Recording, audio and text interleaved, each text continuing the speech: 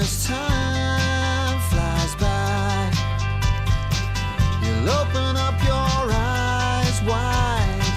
You feel it's gonna go your way. Hey, hey, it's a brand new day. Hey, hey, hey. Welcome back to Marbella Now. My name is Nicole King, and I'm delighted to welcome once again to the programme Chris Long, who is the principal of the English International College, all the way over there in East Marbella, which I actually have been going to quite a lot lately. You live in a nice area of Marbella, Mr. Long. It's nice up there. Yeah, I think it's up and coming would be the word, I think. Yeah, it's what's going on, up and coming. Up and coming. Yeah. Welcome back to the programme. It's all right, great to be here. A lot of changes since you were last here. We've had another lockdown since then. I mean, it just seems like everything's gone on since then. Yeah, schools have managed to maintain sort of fairly normal service. They've kept open, kept teaching and learning going.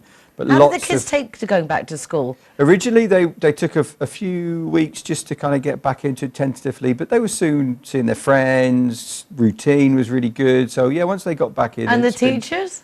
The teachers have been brilliant, but they've found the teaching with a mask difficult initially, because that's just a complete handicap in terms of how you communicate. But they've been great, really, really professional and just delivering and just getting on with it and just supporting the students in the best way they can. So, What about the exams? Has that all settled down now in the sense of how exams are held, marked? Well, the UK has made a very clear line that they won't run as normal. In fact, they will not be running kind of any exam window. Internationally, it's different. So there will be some international exams. And if you've got examination boards, of which there are 2 that we run, it potentially will mean that we will have some exams and other non-exams. And that's quite difficult. That's been very, very difficult, because international schools sort of field in the middle. They listen to the UK, but they have to also have one eye on what's going on internationally. So we're getting there in terms of planning and thinking about how students are going to be, because for them it's really difficult. For students it's really difficult. Am I going to do exam? Is it going to be coursework? Is it going to be assessment? So the UK has been helpful to an extent, but maybe a little bit slow. I have to think that also of concern since Brexit. I know that when my daughter went to university in England, because we lived out the country, she had to go as a third country, but she did get grants and she did get certain things that could, I would think now, affect our children here maybe wanting to go back to university in the UK. What are you hearing on that subject? Yeah, I mean, I think in the next couple of years, there's been some sort of guarantees in place regarding fees and transition. But beyond that, there's going to be further negotiation to sort of understand how easy it will be for EU students and going into the UK. It's very important that the UK finds that, that route and the platform easy, because it's very important for them. So I'm quite hopeful that after the initial period and it settles down, that there will be students going to the UK. And that, for us, it's really important. We send our students to some pretty good universities, including in the UK. So I hope that does work out. I mean, as the English International College, one would think that Brexit has to obviously affect you in the sense of worries of families coming, worries of families leaving, or perhaps it's not that case. I'm talking with the mayoress here or with the British consulate. In the sense, it doesn't seem to be a panic. People are working it out. I think so. I think they've taken the time. The sudden deadlock of everything hasn't quite happened. And what we're finding now is that lots of families in the UK that have had this period of time at home, especially at the moment, think, what do we want to do? Where do we want to be? Do we want some sun? Do we want quality of life? Actually, they're starting to think, okay, let's make the move to Spain. Let's make the move to the Costa del Sol. So we're really busy on that front, which is kind of not unexpected, but it's still nice to see. So I can see lots of Brits moving here and kind of stimulating the economy and helping the schools kind of, deliver what they need to do. So it's been quite positive, really. As principal of the school, projections for the rest of the year must be very difficult. Yeah. You're a school that does a lot of plays, a lot of artistic activities. How that's been affected? Yeah, it's still difficult to run a normal ship on that front. We're doing stuff online still. It's the mixing of the students. So when you come and watch The Lion King and we have all the students together in the audience, it's still awesome. What a performance. Well, they're ready to go again. We just need the green light. But yeah, that's been difficult. We can't have audiences in, so we've just had to do things online.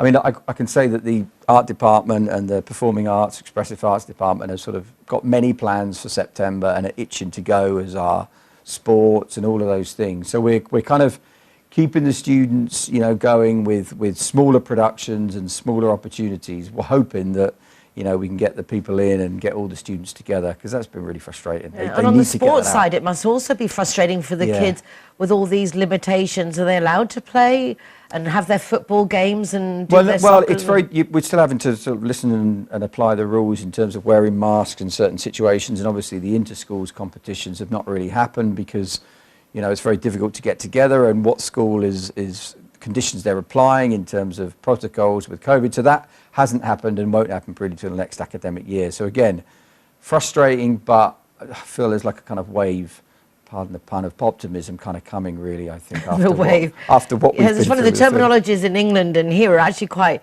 different. I get confused, but there's a lot of jokes going around. In this second wave, yes, it does seem to be, it's touched a lot more of our side of Marbella.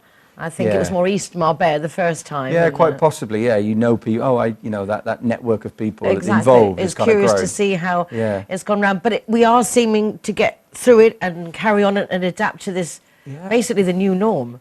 Yeah, I mean, which it's is like not normal. It's it's not. But it's like we talked about before. Loads of things that we've learnt now that we would never go back. In terms of using and being online and parents' evenings online, which I wasn't sure, but parents have really been very positive about that.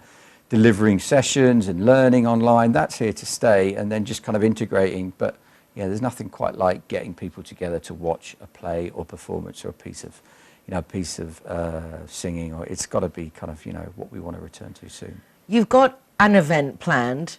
It's book day. Yes. And so I do know that you've got things organised for that within the limitations that you're faced with at the moment. Yeah, I mean, World Book Day will run. It's a really important event.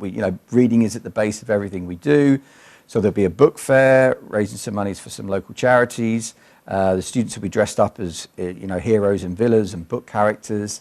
So we'll do as much as we can, and it will be a nice day. It'll be a nice day and a nice. But still creative for them to actually choose that character of the book, choose the book. It puts a fun spin on literature. Yeah, and I think actually, I was thinking about it the other day, I think just the process of them coming in with all the technology they've exposed to, but looking over books, choosing books, talking about books, at the same time we've had this half-term, a little breakfast book club running. It's something very, very healthy and needed about that at the moment. So I think it'll be a good day and a good event. That's nice, because you find people with the same interest, whatever kind of book it is, but if you find people with that same interest and to create, that's nice that you have the school book club. That's very cool. Yeah, and I think the fact that students are talking about books as well, and that's something that just feels really healthy and really needed at this time, using their imagination, which often when you've got everything presented with you on screen or it's there and you don't have to necessarily engage so much or build, concept of reading a book and then talking about the book is like great, so I'm all for that. Well, it sounds wonderful. Yeah, there was something else I was going to say. We're talking about the books and the book club, and it's completely gone. So we're going to go to the school and we're going to see these children all dressed up. That's like really great, I was going to say. But if I remember, I'll tell you when I'm at the book club. Okay. Chris, thank you very much. No problem at all. Lovely to see you. I will see you at the books. Fantastic. And we're going to go to some messages from our sponsors, and hopefully I'll remember what I was going to say. Back in a moment, don't go away.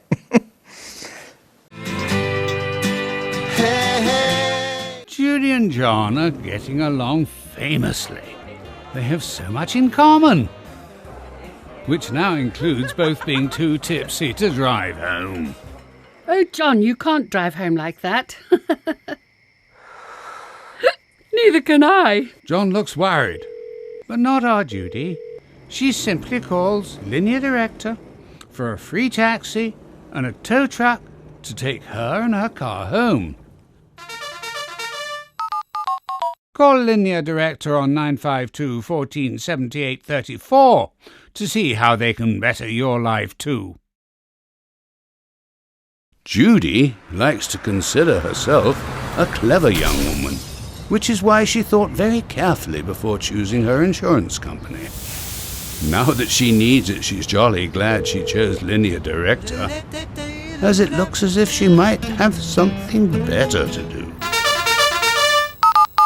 Why don't you be clever, like Judy? Call Linear Director on 952 14 78 34 and see which policy is best for you.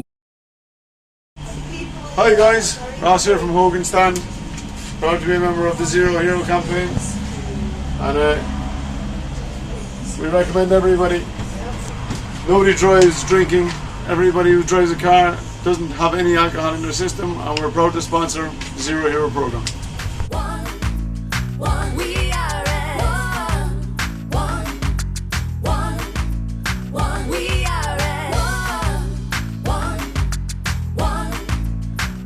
Our welcome Zero Heroes. How many visitors? G-Wine is happy to be Zero Hero partner. How cool is that? G-Wine. Thank you. No time to hesitate. We That's Clara okay. are proud to present Zero to Hero. so much trouble tearing us. Never drink and drive. Poison arrows shoot straight to your McNulty's is proud to be a Zero Hero partner. mind if we try. Out of bounds, Zero Hero partners. Here we are, sticker going on. Delighted to welcome everybody and to be part of the Zero Hero campaign. Delighted. Zero Hero, welcome here. Ha llegado de Lanús. We are at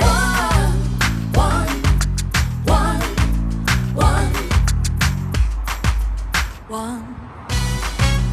And welcome to Lemongrass, Doña Lola. Thank you very much.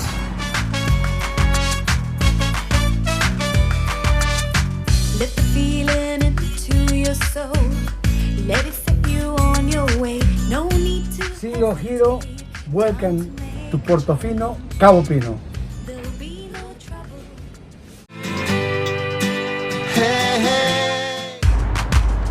Let's go in for World Book Day at the English International College in Elveria.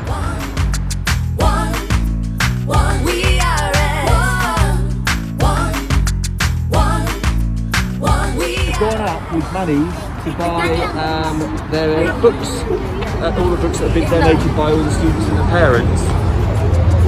And all the monies that they go up will go to those charities that we talked about. So they've come in different costumes of their favourite book characters today, as have the teachers. A lot of Harry Potters. Harry Potter rules the day.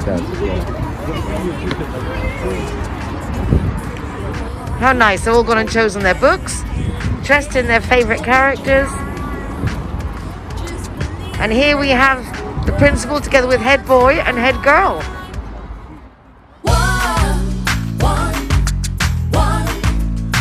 we are at Centre converted into a bookstall today. And then there's some books outside if you'd like to use some space. we are at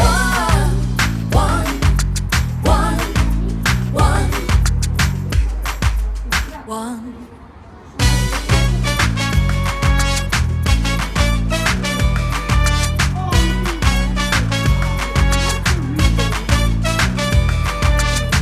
Let the feeling into your soul. Let it set you on your way. No need to hesitate. Time to make a change. There'll be no trouble tearing us apart. So this is Harriet and she is the head of primary here at EIC. A great job of Catwoman, you look absolutely spectacular. Thank you very much. So what is the reaction to the books with the little ones?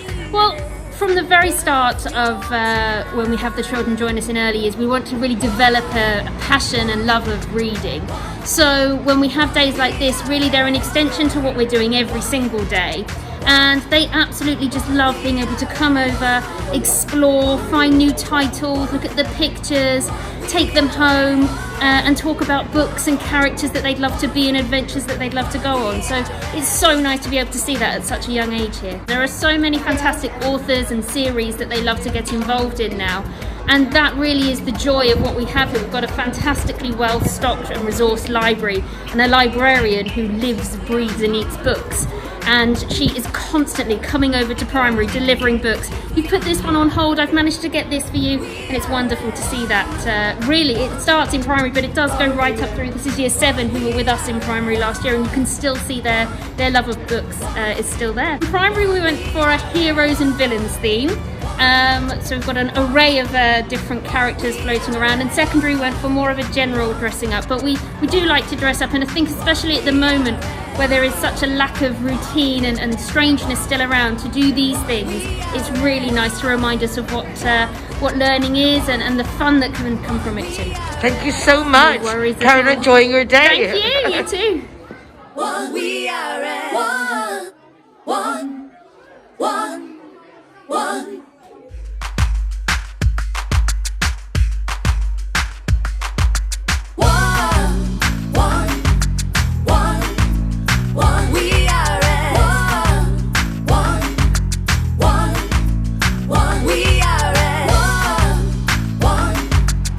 We're getting a tour around the school. How cool and impromptu. So we will be people coming down. Good afternoon. Right. Good, now this looks like a school. That's right. The procession. Yeah, so as I said, each year group will kind of take them so I don't want to be next year group go to year 4. Your office. That's my office, and then upstairs we've got maths and humanities. If we flout the one-way system, you'll kind of get an idea. So it's very different to the other side of the road, isn't it? In terms of these lovely gardens, and the MFL languages suites are all these little classrooms. Hang on, let's look at the gardens.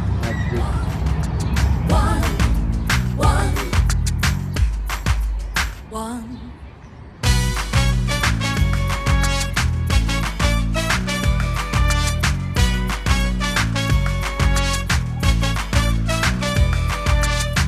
Let the feeling into your soul.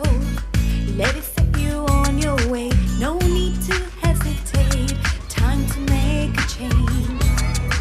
There'll be no trouble tearing us apart.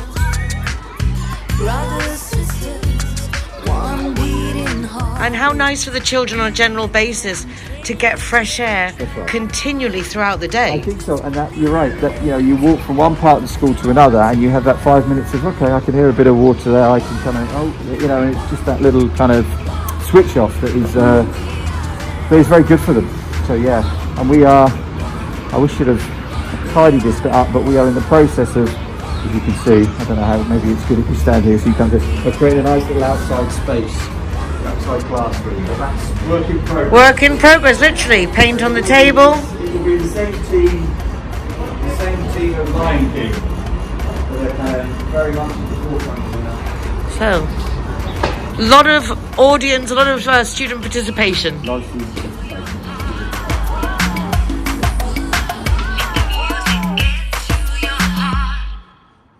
We are at one. We are at one. We are at one. We are at one. We are at one. We are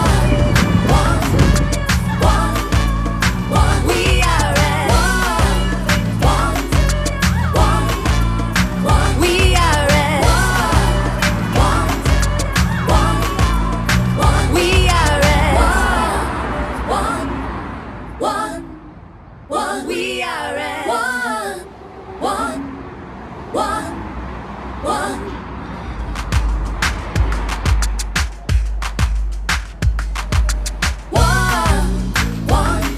We've come to film the chocolate mousse. It looks too good.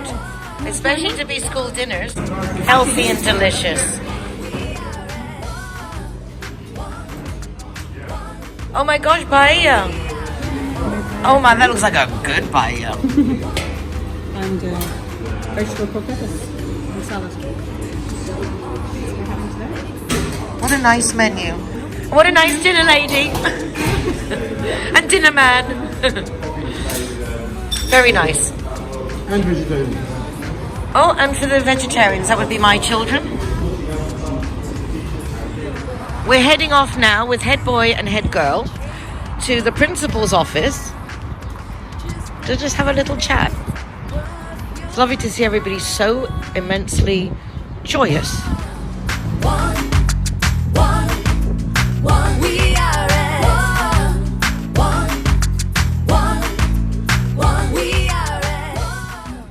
I've just had coffee and some chocolate mousse with Maisie and Joachim in the school refectory, cafeteria. Yeah. Absolutely look delicious. And now we've come into Chris Long's office. He's the principal here. Maisie's head girl, Joachim is head boy. They were just giggling about the times they'd been in here for getting in trouble and fear. What kind of, you don't look like you were naughty. What kind of things could you get in trouble for? No, not in trouble for. Just to come and talk about charity, talk about subjects, talk about after school activities that we wanted to be, what do you call it? Like, organising. Yeah. I see. So it's just, I suppose, the authority figure that just is imposing. One forgets at my age that as kids, just talking to an adult is challenging in itself. Yeah. I think it definitely was when, I don't know, even 16, but now the difference 2 years has made for me personally is a big one. Definitely. Throughout the year you learn so much about public speaking and speaking to people and just conversational skills in general, and that's so helpful. And I can really notice the difference after doing speeches and videos and live things. It just makes you less stressed whenever it comes to it. You do a lot of debates as well, don't you, at the school? Yeah. The school is always participating in debating championships. This year we couldn't because of the corona, and I kind of regret not joining the debating team, but I loved helping out in the COBIS. And I was an usher for one of the teams, like showing them around, introducing them to kids of our school, and like that kind of role is nice because you meet everyone. But that was in 2019, I think, so a lot has changed. Back when we didn't have any COVID. How has it been for you guys? Obviously different, difficult. From your young adult perspective, what was it like? I mean, for me personally, I remember joking about it in science. And joking about how like it started off in China, it wasn't going to be a thing, it wasn't going to come here. And then I think we had the first football team come over and someone had it. And then everyone, started to realise that this was something that was going to happen and everyone was going to be heavily affected by it. And then I think it was around March 2020 that we were all put into quarantine. 14th of March, I think. We did online school, everything was virtual learning, virtual books, and it was definitely affected me a lot. Were you prepared technologically wise to handle all this streaming and? I mean, it took adjustment. Personally, it took adjustment. I really like books. I like having physical copies of things. I'd rather not do it online, but it was adjustment we all made, and I think we've all suited to it now. And what about the exams? Because obviously it wasn't graded and done as one has expected. At your age, I imagine that was very pertinent for you guys. I think on part of the students, it was a lot of cheer and happiness because, we don't have to do exams, so the stress is gone. But we kind of also underestimated that. We still have to give evidence, we still have to do mocks. And the situation might get easier slightly, but at the same time, it's not easy for everyone because it's not the most fair system. So some people that might think during the year, okay, I'm working on studying, and they might do really well. But the people that left it till late, they might not. So you could have a situation that, for example, the underdog who would study a lot in the last month and be really good, they wouldn't get a good grade, and that's how some people were not happy with their grades. I'm giggling here because that would be me. That would be me. It would take me a whole year to understand what was going on, and the last minute cram it in, and then I get my A's and B's, and it's depends. It was a shock though with the predicted grades. Obviously, we had the whole what was it, like a problem with the system that they used, the algorithm. And like, for example, I was predicted an A in chemistry and I got back my grade from the algorithm and I got a D. And I was so shocked because I'm not a D grade student and I'd worked so well throughout the year. And then it was sent off for a remark, everyone's grade was adjusted. It happened to the maths group, didn't it? Everyone. So this happened here within your school, I didn't realise. Yeah, it happened more or less worldwide because there was a problem in the algorithm. And small student groups, they wouldn't get fair grades because they'd be ranked into like 1 to however many students there would be. And if it was a small group, then the algorithm would say, okay, maybe the bottom student out of those 3 would get a worse grade than the first. But those 3 students, those 3 students might be really good. That must have been horrifying for you. I mean, we all look forward to receiving our grades, even students like me. That must have been very traumatic. To be honest, I don't think we can really complain about how it's gone because the situation here, like for everyone at this school, it hasn't impacted everyone as badly. And in general, because of course some individuals really it's gone a lot worse, especially here in Marbella, in our hometown. The situation is not good at all. So I don't think we can complain too much about our grades because other people have to worry about food and shelter, and so that's like a major thing. As was my next question, has it made you guys re-evaluate your priorities based on previous career aspirations, based now on reality of family, closeness, community support?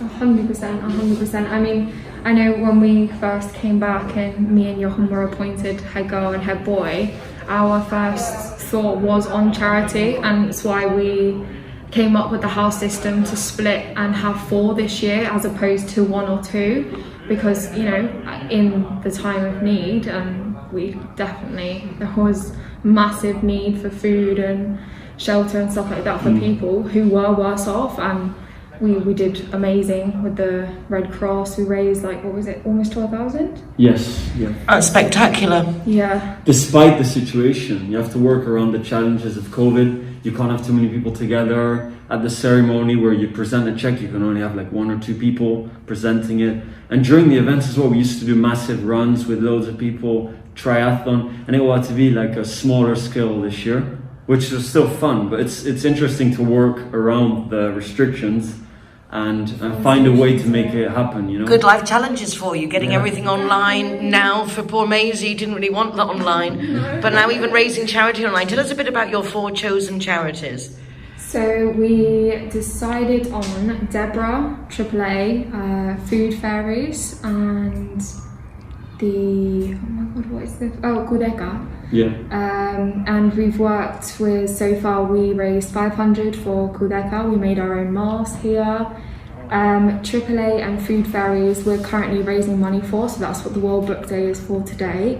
All the proceeds will go to them, and then we also had a Valentine's event. So we basically had this online form, because obviously everything's online now, and people could send things to their friends or loved ones, a rose, a helium balloon, or a lollipop, and we raised a lot for that. So far we've got 600, so that's going to go to the designated charities. And ingenious. Yeah. Do you call upon your fellow students for ideas of how to get involved? How does it work, Jochen? We try to get everyone involved and everyone's ideas especially, so we have a student council with probably the most motivated people, the people that wanted to help the most.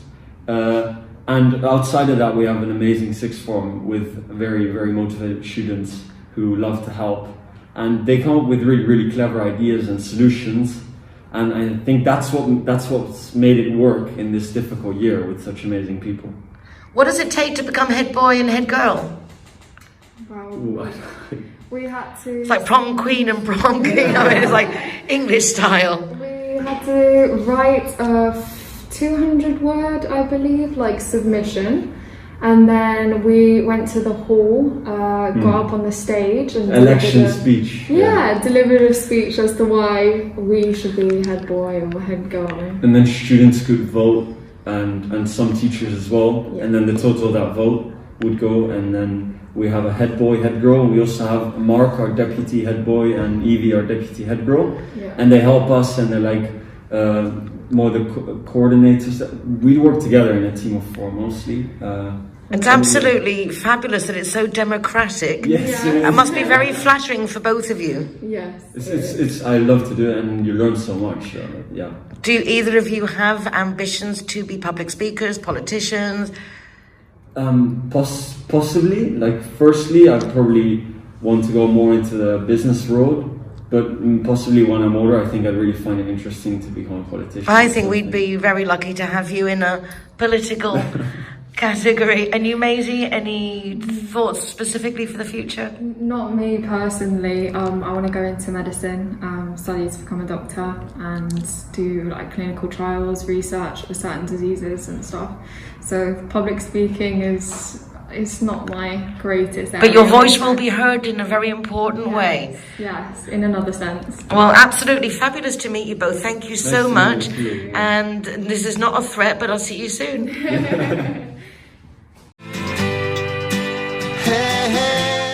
A big thank you to Chris Long, Principal of the English International College, and the students. A lot of fun at the World Book Day that they put on, a fabulous event, and really nice to see them supporting charity. That's it from us for today. Really glad you joined me to find out more of what's going on in Marbella now. We really do have ourselves a good time. Take care of yourselves, be nice to each other, and I look forward to seeing you again tomorrow. Hasta mañana. If we try, just believe it.